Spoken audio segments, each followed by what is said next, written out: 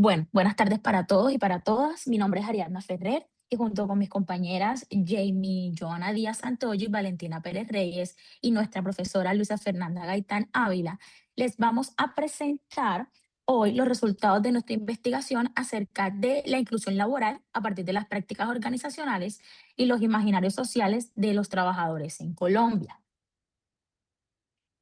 Bueno, el punto de partida es una realidad que las cifras hacen innegable. En Colombia, solo el 23,5% de las personas con discapacidad accede al mercado laboral formal, frente a un 66,4% de la población general. Es una brecha de casi 40 puntos porcentuales. El desempleo en población migrante llega a una tasa de 24,4% y la informalidad afecta al 61,7% de la muestra que utilizamos para realizar este trabajo investigativo. Ahora bien, la pregunta central surge sola. ¿Por qué, teniendo en Colombia un marco normativo avanzado, esta brecha persiste y se mantiene?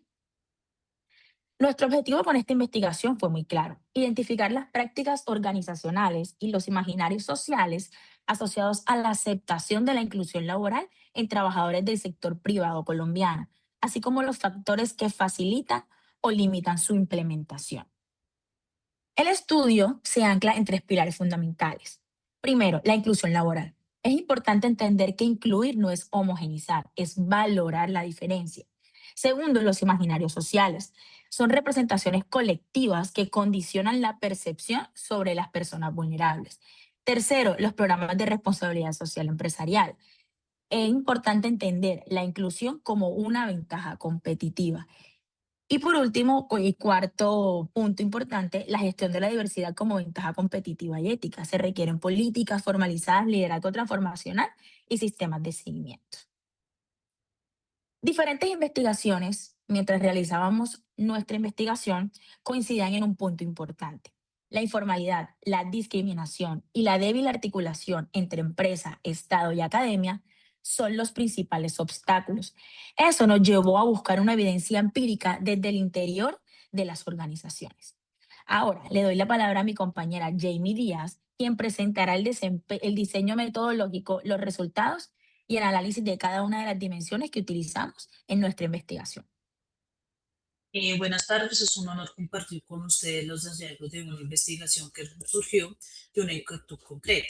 En Colombia hablamos mucho de la inclusión laboral, pero ¿qué está pasando realmente dentro de las organizaciones? Vivimos en un país donde la vulnerabilidad no es la excepción, es un contexto. Más de 3,1 millones de personas tienen alguna discapacidad, más de 9 millones están registrados como víctimas del conflicto armado y el desempleo sigue golpeando de forma fuerte a personas migrantes, entre otras.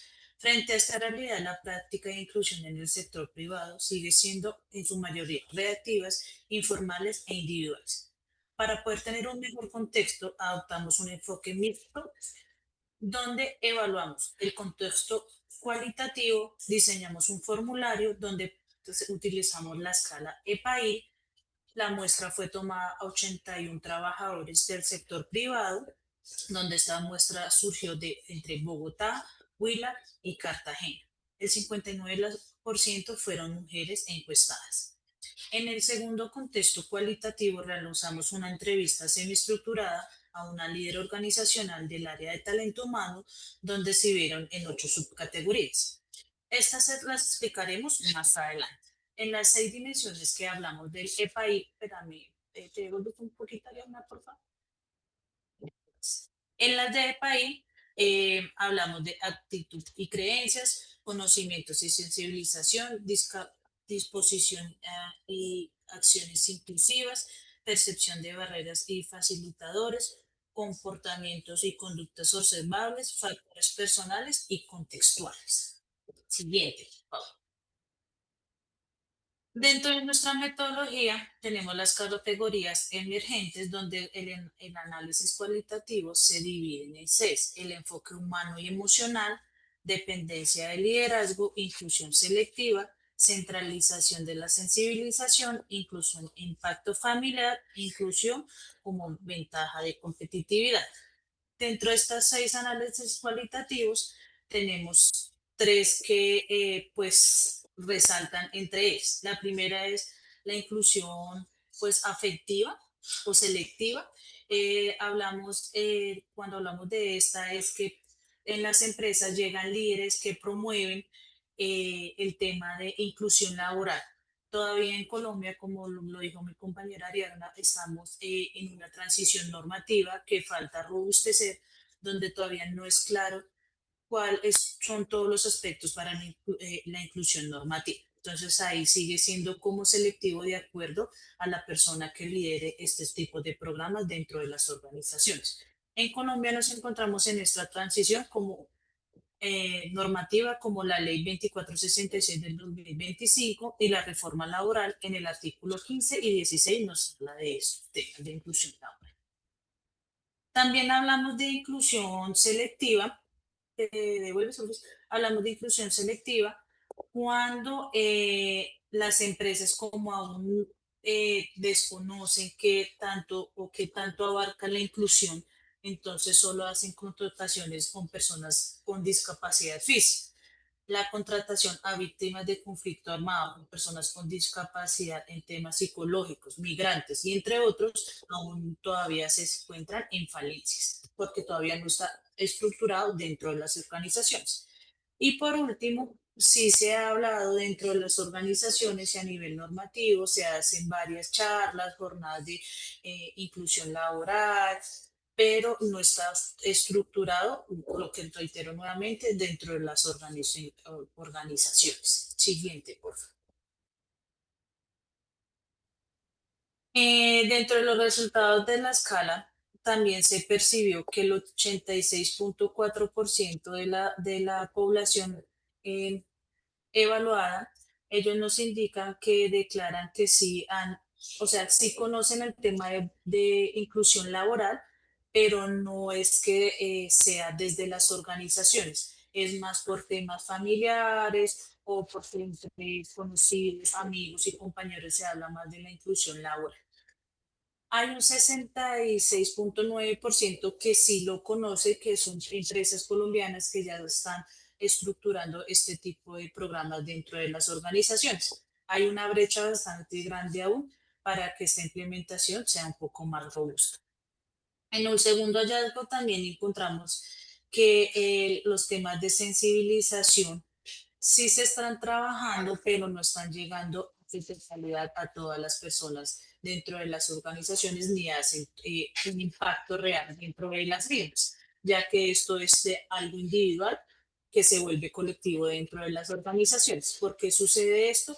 Porque no hay una estructura y un orden para que las personas sepan cuál es la forma de adecuada de tener una buena inclusión laboral. Cuando hablamos de inclusión laboral, ¿qué es? ¿Cuáles son los tipos de población que catalogan, perdón, como en temas de inclusión laboral?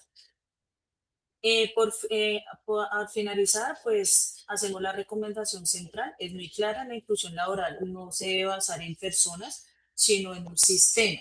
Cuando creamos un sistema, ya hablamos de protocolos, presupuestos, indicadores, líderes que distribuyan este tipo de información y se convierta en una inclusión real dentro de las organizaciones.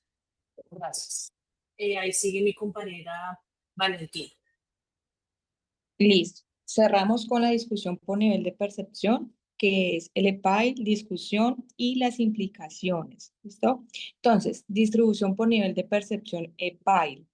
Esta tabla fue consolidada por 5 datos claves. El primero, aptitudes y creencias, con un 84,0%, conocimientos y sensibilización, con un 51,9%, la dimensión más intervenible, que fue la disposición a acciones inclusivas, con un 86,4%, que fue la más crítica, percepción de barreras, con un 53,1%, comportamientos, conductas observables, fue con un 67,9%, las brechas entre el 86,4 y 67,9, casi 19 puntos. Confirma cuantitativamente la paradoja central.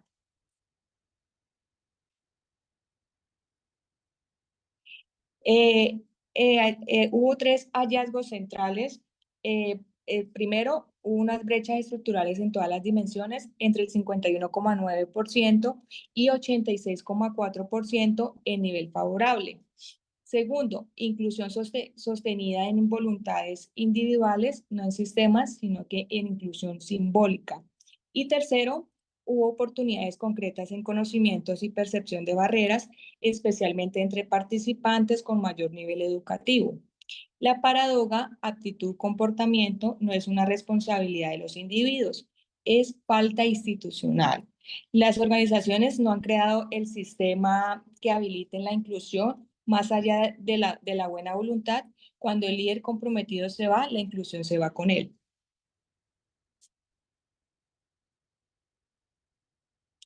Seguimos con el instrumento escala de Pyle. La escala de Pyle es una escala de percepción y aceptación de inclusión laboral. Hubo un aporte metodológico diferencial que la PAI es un instrumento construido y validado por el contexto colombiano que permite replicar el estudio en otras organizaciones, sectores y territorios. La existencia de la PAI convierte este estudio en un punto de partida de una agenda de investigación, no en un hallazgo cerrado. Seguimos con los análisis cualitativos y categorías axiales. El análisis axial integra todos los hallazgos en 5 ejes. El primero es gestión organizacional de la inclusión. Segundo, implementación de prácticas inclusivas. Tercero, soporte institucional y recursos para la inclusión. Cuarto, comprensión de la población vulnerable. Y quinto, impacto y proyección social de la inclusión.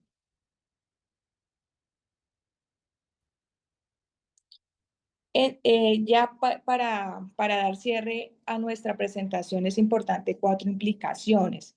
La primera es políticas con indicadores verificables y rendición de cuentas. 2, liderazgo formado en gestión de sesgos implícitos.